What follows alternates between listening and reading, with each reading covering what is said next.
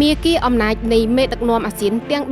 11តើអំណាចកម្ពុជានៃប្រជាជាតិអាស៊ានទាំង11ស្ថិតក្នុងកណ្ដាប់ដៃអ្នកណាខ្លះមាគ៌ាឆ្ពោះទៅកាន់កម្ពុជានៃមេដឹកនាំទាំងនេះគឺពោរពេញដោយយុទ្ធសាស្ត្រដ៏មុតស្រួចនិងការប្រកួតប្រជែងយ៉ាងស្វិតស្វាញ 1. ប្រុយណេព្រះចៅសុលតង់សាហាណាល់ប៊ុលគីយ៉ា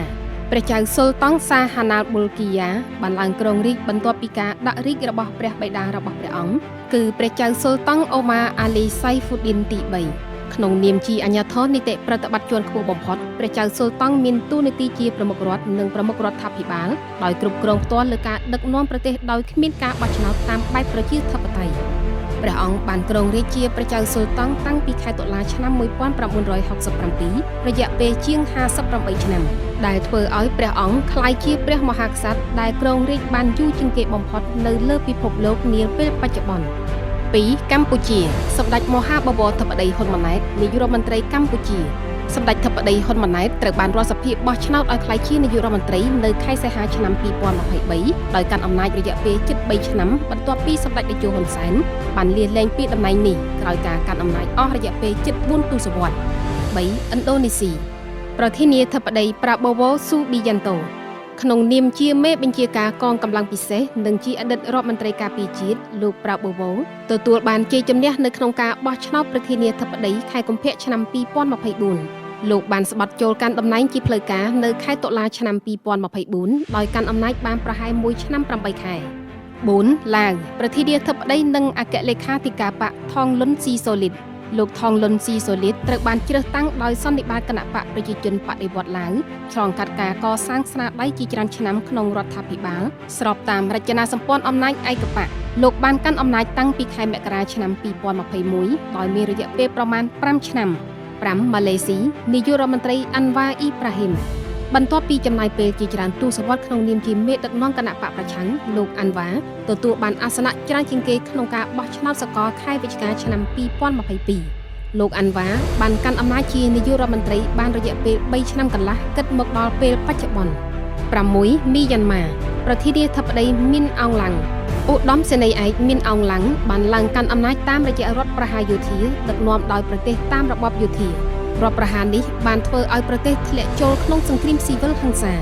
លោកឧត្តមសេនីយ៍ឯកបានកាន់អំណាចបានជាង5ឆ្នាំគិតចាប់តាំងពីការដណ្ដើមអំណាចនៅខែកុម្ភៈឆ្នាំ2021 7. ហ្វីលីពីនប្រធានាធិបតី Ferdinand Marcos Jr. ការវិលត្រឡប់មកកាន់ឆាកនយោបាយដ៏ធំសម្រាប់គ្រួសាររបស់លោក Marcos Jr. កូនប្រុសរបស់អតីតមេដឹកនាំផ្ដាច់ការ Ferdinand Marcos Sr. បានឈ្នះការបោះឆ្នោតប្រធានាធិបតីយ៉ាងភ្លុកទឹកភ្លុកដីនៅខែឧសភាឆ្នាំ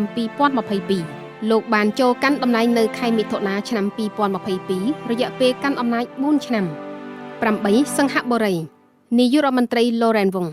បន្ទាប់ពីអតីតនាយករដ្ឋមន្ត្រីលីស៊ីនឡុងបានប្រកាសពីបំណងចុះចេញពីតំណែងលោកវងបានទទួលបានការគាំទ្រខ្លាំងក្នុងការគ្រប់គ្រងជំងឺរាតត្បាត COVID-19 ត្រូវបានជ្រើសរើសជាឯកច្ឆន្ទដោយមន្ត្រីគណៈរដ្ឋមន្ត្រីឲ្យធ្វើជាប្រធានក្រុមអ្នកដឹកនាំចំនួនទី4ដើម្បីធានាបាននូវការផ្ទេរអំណាចដោយរលូនដែលបានគ្រោងទុកលោកបានស្បត់ចូលកាន់តំណែងនៅខែឧសភាឆ្នាំ2024បានកាន់អំណាចរយៈពេលប្រហែល2ឆ្នាំ 9. ថៃនាយករដ្ឋមន្ត្រីអនុទានឆាន់វីរៈគុល